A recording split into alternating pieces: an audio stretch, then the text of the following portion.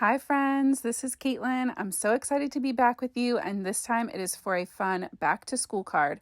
So the one I'm making tonight is actually going to be for a student, but if you swapped out the sentiment, it would be so easy to make it for a teacher instead. And this is actually going to be a 2-part video series.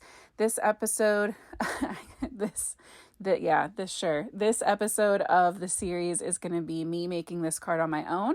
And then tomorrow afternoon, I'm going to have a video up of me and my girls all making cards together for their teachers. So if you are down for some kid crafting, keep an eye out for that video. And if that is just not your jam, then hopefully this one is equally inspiring for you. So I am starting off this card using the composition notebook pattern cling stamp from Hero Arts. And this one was in collaboration with Ralph Tyndall, who has an amazing TikTok page and has just been growing like crazy in this last year. So he actually messaged me and offered to send me this stamp set and some of his other stuff from the previous Hero Arts release last year. Or earlier this year, I guess. So I did get this sent to me, but I was under no obligation to post it.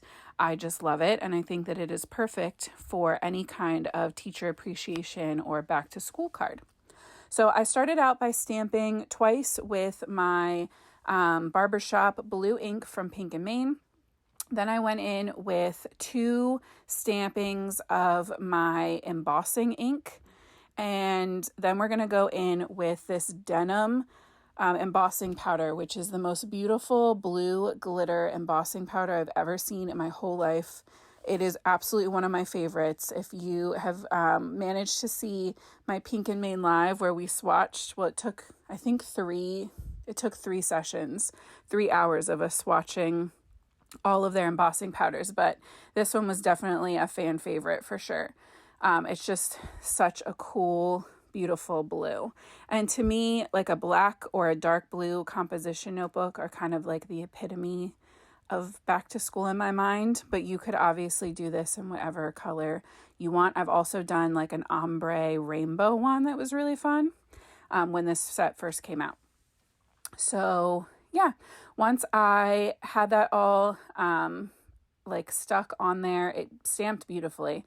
I put all of the extra back into the jar and then just took my time working my way across this whole panel to heat set all of this, just melting it down.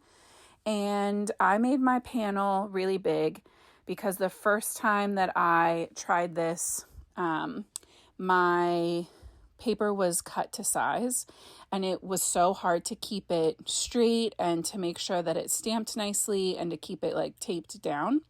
So I this time made my panel super big, and then I'll just trim it once it's done. I found that was much easier. So if you're going to try that with a cling stamp, background stamp, I highly suggest just using a little extra paper. Now this is the star of the actual show in my opinion. These hearts are called Crafty Hearts from Blot Shop. And they're so stinking cute. You'll get to see the other ones if you take a peek at the cards that me and my girls made, because there's a bunch of hearts in here. But my personal favorite were these pencils. And again, I just think that it just screams teacher or back to school. So, I am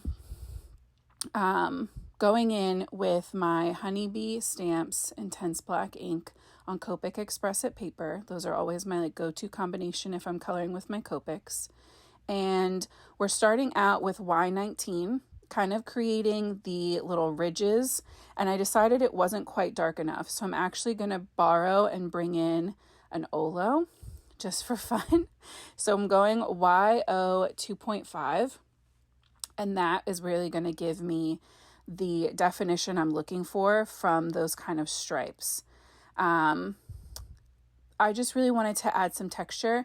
You don't have to break these up that much if you don't like how that looks. You could just either add just a drop shadow to the bottom area, or put your shadows on either end of each pencil and have it lighter in the middle like that way instead of like long ways. I don't know how to explain it. You could shade these like vertical or horizontal basically. And I encourage you, if you try this, to play around with either of those. These would also be really fun in different colors. So I know my girls get very bored with the yellow plain pencils. So they love getting regular pencils that just have a ton of different colors or patterns. So you could do that too. It'd be a stretch to do colored pencils because of the eraser, but do whatever makes you happy, you know? So then I went in with Y 2.3 to blend that out, and I'm leaving the tiniest little hint of highlight in the middle of these. I'm not sure why I paused there. I'm assuming a kid came down to talk to me. But yeah, this whole card is just so cute. And there's so many reasons throughout the year to celebrate teachers. So I just thought this would be cute. Either, like I said, for back to school, my girls made their teachers cards that they can take them on the first day. But also, like Teacher Appreciation Week is in the spring. I always try to send little things around the holidays. So stocking up on a couple teachery or school themed cards, I just think is never a bad idea. Or just having something to gift a student in your life instead is super cute. So the lightest yellow I ended up with was Y 1.2. I honestly didn't remember that I switched to all Olos for these. I wonder why I did that. I do like them, but this is a little bit detailed and finicky for what I would prefer using my Olos for. I do think that my Copics generally get me a nicer, more precise point when I'm doing some detailed coloring, but this one seems to be pretty good. I had no idea looking back on this. It probably sounds so crazy. Sometimes crafting has just been kind of a blur for me lately. I really want to get back on track. I really want to get this channel like really growing extra, but I only have so many hours in the day and so much literally like physical time I can dedicate. So I'm just, trying to chip away and do the best I can. I do have some fun big goals for September and October for how I'm going to do my October Eve kind of series, which is definitely going to be probably end up getting renamed this year because it's going to be September and October. But I really just want to be able to bring some extra fun fall content because those are always my most favorite cards to make.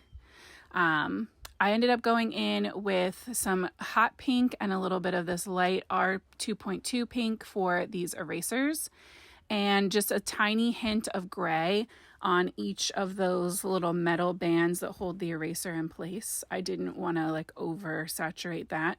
So just so you can see that tiny little shadow on the bottom of each one. This was pretty repetitive, this whole coloring thing. So this video is a little bit shorter than usual because it didn't take much. It wasn't much work. It was very fun and kind of easy to just fall into the rhythm of. So I colored in each of the little lead points with this cool gray 9. And then I'm going to use a heart die from Pink and Maine. So this die is not made for this stamp set. It won't be like a perfect outline, but it was close enough for me and it was worth it to not fussy cut. So I'm going to trim that heart out. That heart comes from this like really fun butterfly die set. So I'll have everything linked down in the description. And I'm going to trim down my heat embossed panel. So it is a full A2 sized card front. So we're going 5.5 by 4.25. And then I'm going to take a scrap of black cardstock and just cut a little 1/2-inch piece. And that is going to be the little binding on the side. Composition notebooks always have that little black binding. Then I had to make a card base. I'm trying to be better about actually building everything onto a card. So I'm going to go, I trimmed this in half. I trimmed a full sheet of paper in half. We're scoring at 4.25. So now we have our A2 sized card base. We're going to adhere our embossed panel right on top. I finally restocked my Tombow adhesive tape. Thank goodness. So I'm going to attach that right to the front. And then I'm going to attach the binding with the same tape, but it ended up coming off later that night. So if you're going to do this, I would do liquid glue. I would probably do both. I would do some tape runner in the moment to help keep it in place while you're, working on everything. But I would also add some liquid glue for that more permanent long term so that it sinks in between that embossing. And you can see the tiniest little bit of white. So instead of trying to move anything, I just took a black marker and ran it over the edge of my card where that fold is, and that sealed everything up perfect. So my final touch was adding this number 1 student sentiment right into the heart. But like I said before, this stamp set has like a number 1 teacher, and you could just swap that out, or you could print out or stamp out, I guess, or print out, I don't know, whatever sentiment you want. You could see there was a little fly that had it out for me this night. It just wanted to be in the shot so bad. So I adhered my heart on with some foam tape, and I'm going to show you a clip at the end with all of the cards that we made together.